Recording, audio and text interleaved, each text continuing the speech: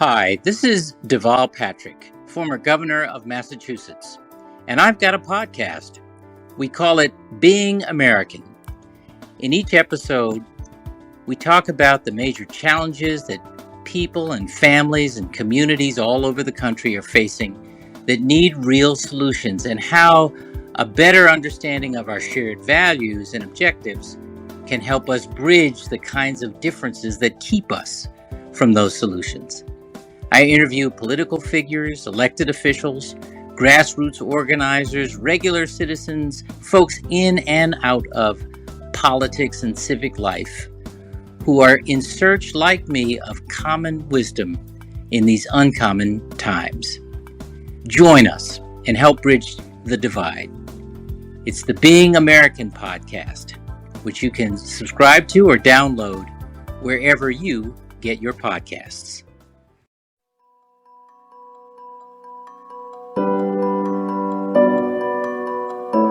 Welcome to For All, a podcast by ACLU of Mississippi, focused on the people and projects that promote civil liberties and rights in our state. We're offering lessons and stories on how to advocate for all Mississippians. And I'm Candace Coleman, the Communications Director at ACLU of Mississippi. We're going to start this episode off with three letters, CRT. Those three letters have become the fuse of so many political conversations in 2021, and very unrightfully so. CRT, or critical race theory, has become a coverall term that many politicians are using to villainize curriculum, books, and conversations that simply mention systemic racism and the history of our country. The ability for educators to teach the truth about race in America should not be up for debate, yet here we are. Students deserve to be taught the truth about our past, present, and future so they can reasonably develop their own opinions and help improve the quality of life for all Mississippians in their own way. So I'll have some actions at the end of the episode, but first I want you to hear from Chauncey Spears. So much discourse about critical race theory happening right now is being done by people who frankly have no clue what they're talking about, but Chauncey does. He is currently the Education Policy Analyst for the Mississippi Center for Justice. But Chauncey has spent much of his career developing social studies curriculum in Mississippi, leading the Gifted and Talented program at the State Department of Education, playing a big role in procuring textbooks for Mississippi schools, and also working on educational equity policy. So let's jump right into it with Chauncey. As an educator at heart, I can say that, the best teaching doesn't indoctrinate, but it enlightens. It provides opportunity for young people to explore history in ways, explore society in ways, to explore art in ways that they may have never thought about before. It doesn't tell them that how to feel about the art or how to feel about the history or how to feel about what society is doing. It just says that here is what's happening and look at how this is impacting different people in different areas. And you can feel however you want to feel about that. As we grow as adults and we go on to college and universities, I find it fascinating when people say that they find that college was a left-wing radical indoctrination zone or something. I never experienced that. I've spent a lot of time in schools, probably too much time. But one thing that I found was that no professor ever told me I had to feel a certain way about capitalism or feel a certain way about Marxism or feel a certain way about free market economies or anything like that. Right. All they told me was that this is one way to distribute resources economically. Here's another way to distribute resources politically. Here's another way to distribute resources culturally. Here's how this impacts this. Here's how this impacts this. And you just read, you explore, you have conversations with other students, other professors, and you as an autonomous intellectual and moral being, you arrive at your own conclusions. So, to say that teaching a ninth grader about Zora Neale Hurston is going to create some sort of guilt complex or disempower them, if they're depending on where they are in the social strata. To me, it's not really a complete understanding of what the academic enterprise really entails. And I think that it also shows that we have work to do as educators. And it's not actually critical race theory, right? Like that's a whole nother piece of this whole conversation that has been blown up and just loud and wrong is the fact that they're teaching critical race theory in elementary schools and high school. Right. That's not even being taught. That's not what's happening. Yeah, when I first encountered it, it was graduate school with that. So no, in that sense, you're not talking about those authors, those scholars in the 3rd grade, 4th grade, 5th grade. But one thing that's very interesting about the way it's being framed in terms of being taught in elementary school is that this idea that they're afraid of racism being taught as systematic or systemic, which is interesting because I often think about, well, what is racism if it's not systemic? And so I think a lot of the argument that some people have is that, well, racism is an individuated, interpersonal prejudice thing, where certain bad actors are doing certain bad things that only affect the people that they directly impact.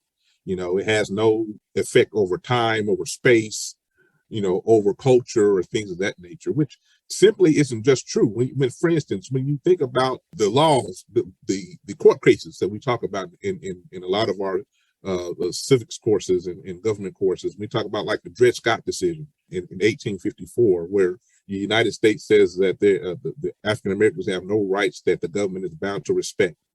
That is systemic racism, and that just happened. That's just history. That's just what it is. We can document it. We can see the impacts of that because that allowed for things like the fugitive slave law to perpetuate. That allowed for things like laws that said that African Americans couldn't learn to read, couldn't own property, couldn't enter into business enterprise at that time. And when you go to Plessy versus Ferguson, and you say separate but unequal laws in public facilities are the law of the land. That is racism systematized.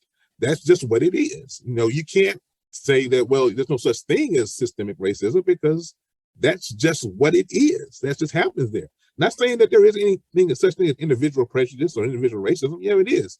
But when we start talking about now how we understand our world today, how we see racial inequalities and gender inequalities and inequalities based on things like gender and sexual orientation, all those other things, we have to understand them systemically, not just individually.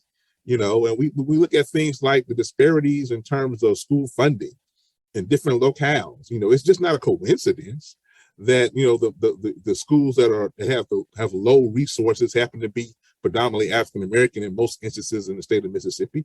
That just isn't a coincidence or a happenstance of the market. These are purposeful practices, policies, laws, institutional machinations that have created these realities. And there's nothing that not talking about that is going to do to address those issues. I talk about all the time being an advocate for good education and for education equity for all in every zip code in the state. This is absolutely necessary because this is how you get students who are going to not only have the disposition to work towards racial equity, but also to be civically engaged as adults. Our democracy depends on the engagement of its citizens and the citizens that are informed. And so when you want to inform citizens, you have to engage them with a history program, a civics program, an arts program, a program that's going to not only be relevant and relative to them, but also be truthful and be impactful and be enlightening. And I think that when you have policies that are trying to curb the perspectives that are presented in these areas, it not only impacts, the instruction of kids in grade schools and our colleges and universities too, but it also impacts the civic engagement level of people as they become adults. And I think that when you have a low civic engagement, that's when our democracy begins to crumble, and you begin to see things like January 6th, and you begin to see things that show that our democracy is indeed in danger. And so like I said, we just have work to do. We have lots of work to do as educators and as advocates to make sure that we are preserving our democracy for our children and our future. Yeah, and I'm pretty sure that you've spoken to a lot of teachers, educators on every level, elementary, high school, college professors. What has been their biggest concern with this whole discourse on critical race theory? What has been their biggest fear? I think it's been academic freedom. Even while we were doing trainings, when I was with the Department of Education, teachers often wanted resources. But, a lot of those decisions are made at the local level, and a lot of people in communities, have different ideas about, what should be taught, how it should be taught in different classrooms and things. And so a lot of teachers would want to do a lot of great work in terms of creating these empathetic, civilly engaged citizens as adults. But we're weary of the fact that if they did a whole lot about that in those areas and certain communities, that they wouldn't get the support that they needed in order to be able to do it effectively. So they would ask about resources. They would ask about, and they would ask about things in anonymity. They wouldn't want to tell me who they were. They didn't want, to get out what it was. And so I think one of the biggest fears that a lot of educators are having in terms of how this could play out is what is that going to mean for their academic freedom, especially not just at the K-12 level, but at the college and university level. Because I think a lot of the legislation that's being proposed is speaking to any academic setting that has public funds, that's publicly supported. So that's your K-12 schools, your college, your public colleges, universities, and even some grad school courses. One thing that also is a concern is that, okay, especially if you start talking about college and graduate school and trying to prepare students to be attorneys and professors and things, is that if you're not allowed to present ideas, with the freedom to actually explore them, will you be effectively preparing your students to become, professors and attorneys and things like that? So how is that going to impact the quality of the degree that's being awarded at our higher institutions of higher learning if there's this law that's curbing the perspectives that can be presented in the classroom? And I think that is a real concern. Snowball. Yeah. It's a snowball. You knock down the door and it's just going to keep on rolling. And eventually more and more subjects are going to be attacked in this way. Oh, yeah. The thing is, it's not just law. It started out as a critical race theory. Did start out as a theory of law and how to understand how law is impacted by race and racism, and how people are impacted by laws. But it also, it started branching out into the other areas like education, political science, health disparities, how you understand criminal justice, how you understand economic development, how when you actually start understanding what this is, critical race theory is, it's a tool of analysis, you begin to see how without it, a lot of proposed effective solutions for equity can be lost. So what we have to do is like I said, we have to do a lot of work, and we have to stay vigilant and make sure that we are not missing any area of study and allowing for the free flow of ideas and perspectives in our classrooms, so that our students can be prepared to be the civically engaged citizens that we want them to be in the 21st century. And I think that one thing that really is going to impact this is when you have these closed institutions of learning, when we start talking about things like the history of education in Mississippi being so segregated, we start talking about segregation academies and the curricula that are being taught in those segregation academies and things, it kind of limits the opportunity for even those students to develop the empathy it takes to see a perspective from someone else's perspective, or see a point of history from some other perspectives. So I want to pause here and talk about segregation academies.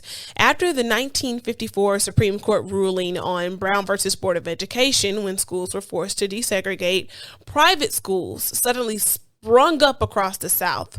White families who didn't want their children in classrooms with Black children came together to open their own schools for their own kind, leaving the public schools to the Black children and also poor white families. The effects of the segregation academies continue to show up long after they began through courses, staffing, technology, and sometimes even sports. One thing that is evidence of this is, the rash of photos that are coming out from some of our elected leaders who, while they were in college, they were in blackface, for example. At the time, there's no issue because, number one, they see very few, if any, Black students in their classrooms, whether it be high school or college or whatever. And so what that does is that kind of doesn't give you the opportunity to get to know them as a person, not the stereotype that's presented in the media or that's being told to you through the narrative of your narrowly construed curriculum at that school. And so you don't see the humanity in other people. The empathy is not there. So if you lack empathy for others or lack respect for difference and diversity, racial healing becomes a very challenging issue. And we wonder, Mississippi is often looked at as, a window into the past because our social progress and political progress hasn't kept up with a lot of the country, not all over the country, but a lot of the country. And I think not so in large part, it's due to the fact that many of the political leaders and business leaders were, educated in these segregated academies. They had very narrowly prescribed curricula. They had very limited perspectives on things like the Civil War and the Reconstruction and Jim Crow era living in Mississippi and things. And so by their very nature, they had no access to students and other races or other diversity. So what kind of ideas in their mind are going to be, had about other races and other cultures and other religions and things of that nature? And so if we're going to say that the world is flat now in terms of access to information, in terms of how people relate to one another, and being in a 21st century workforce, you're going to have this sense of diversity and all those things. Those are impacted if you went to a high school and you're educated in a way that's closed in terms of perspective, in terms of access to diversity, in terms of intellectual development. If you only see the world one way from one perspective, it's going to be very hard for you to adjust if you get out to the real world of work and democracy. You have to contend with other ideas and have to contend with other cultures and people with other perspectives and orientations. How well are you going to function in that way? And that's going to actually be detrimental to your prospects in terms of career, in terms of what you can do politically and socially in a community. So there's a lot to be had with this.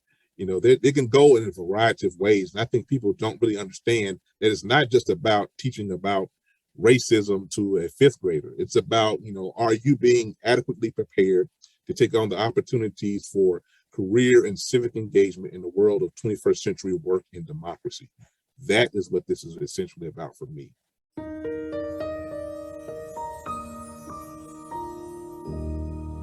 Chauncey was also a part of the work to create Senate Bill 2718. It was a law that allowed the Mississippi Department of Education to work with a new Civil Rights Education Commission to develop civil rights and human rights standards for every required social studies course in the state curriculum. It began to roll out around 2011, but Chauncey explains the controversy that came with that law and how it compares to what we're hearing about critical race theory.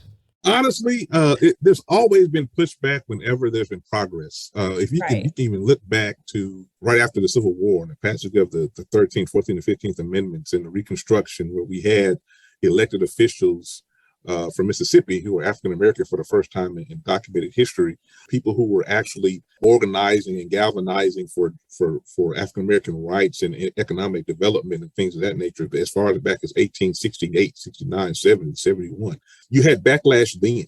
And even like during the 1950s with Brown v. Board, you had in Mississippi, you had very well documented backlash in terms of the freedom of choice schools and all these other things arising because they were trying to resist integrating of schools. So when we passed the Civil Rights Education Bill, there was some resistance even then. I think the chair of the Senate Education Committee, he would submit a bill every year to repeal it. It never left the committee. But we were noting that every year somebody was submitting bills to repeal it.